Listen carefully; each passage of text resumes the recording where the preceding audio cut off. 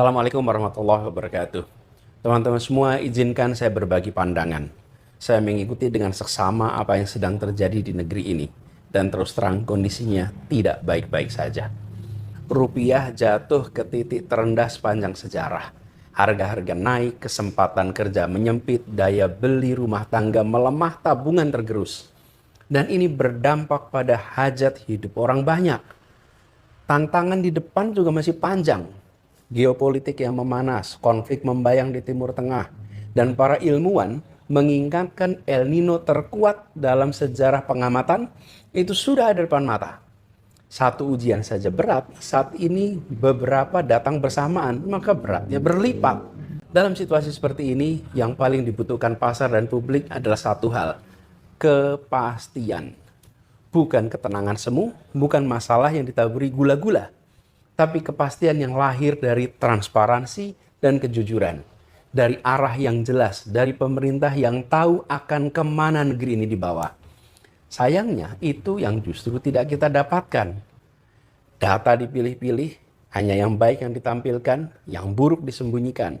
Komentar pejabat soal situasi serius sering terdengar enteng bahkan bercanda.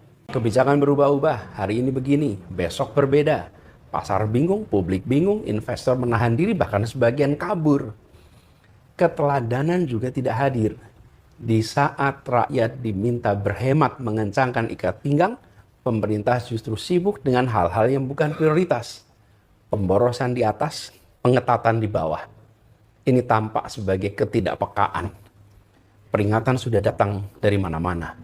Dari ekonom dalam negeri, dari lembaga keuangan internasional, dari media-media nasional dan internasional yang mengamati Indonesia. Tidak mungkin mereka semua keliru bersama-sama di saat yang sama. Ini yang dipertaruhkan adalah hajat hidup ratusan juta orang. Maka situasi ini harus diperlakukan dengan keseriusan yang sepadan. Oleh karena itu saya mengajak kepada pemerintah, berhentilah memberi obat tidur kepada publik. Buka data apa adanya. Sampaikan masalah dengan jujur. Berikan arah kebijakan yang jelas dan konsisten. Pimpin secara solid, ajak, dan dari atas sampai bawah. Itu yang menenangkan pasar dan itu yang akan menenangkan rakyat. Lalu kepada teman-teman semua, bersiaplah. Suka tidak suka, masa-masa berat masih ada di depan kita. Tekanan ekonomi belum reda, cuaca ekstrim akan hadir dan menerpa, dan dunia di luar sedang bergolak.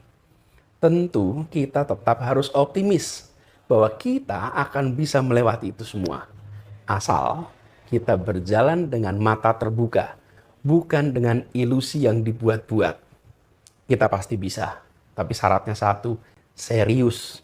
Mari kita serius mengurus bangsa ini. Terima kasih. Assalamualaikum warahmatullahi wabarakatuh.